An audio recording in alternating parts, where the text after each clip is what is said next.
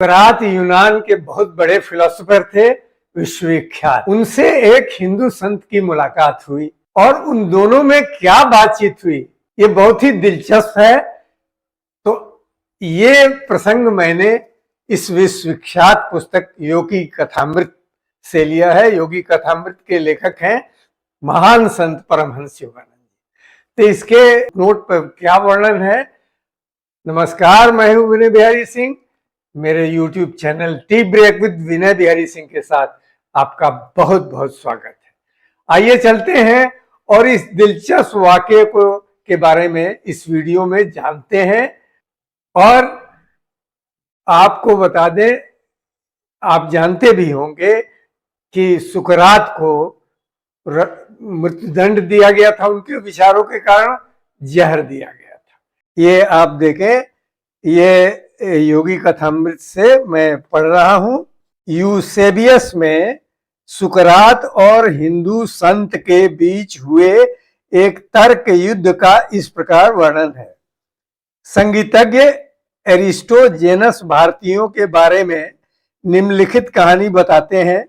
एक भारतीय ने एथेंस में सुकरात से भेंट की और उनसे प्रश्न किया कि उनके दर्शन का विषय क्या है। उन्होंने उत्तर दिया, मानव का अनुसंधान। इस पर भारतीय ठहाका मारकर हंस पड़ा।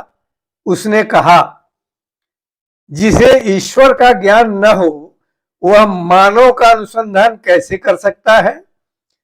पाश्चात्य दर्शनों में प्रतिबिंबित होता यूनान का आदर्श है, मानव तुम अपने को पहचानो।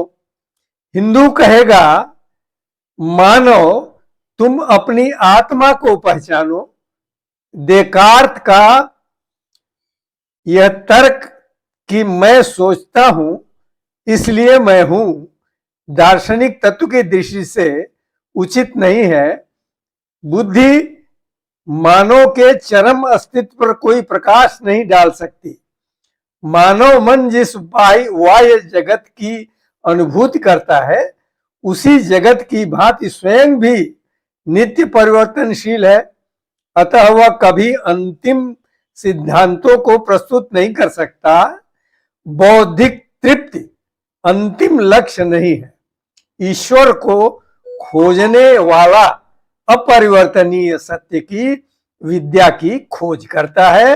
अन्य सब तो अविद्या है, केवल सापेक्ष ज्ञान है। ये एक हिंदू संत ने कैसे यूनान के इस विश्व प्रसिद्ध फिलोसोफर से, सुकरात से तर्क किया। हिंदू संत ने सुकरात से जो बातचीत की उससे यह भी प्रमाणित होता है कि हिंदू संत हिंदू धर्म के प्रचार प्रसार के लिए पूरे विश्व में भ्रमण करते थे, जाते थे, बहस करते थे और हिंदू धर्म के गहन तत्वों के बारे में पूरी दुनिया को बताते थे।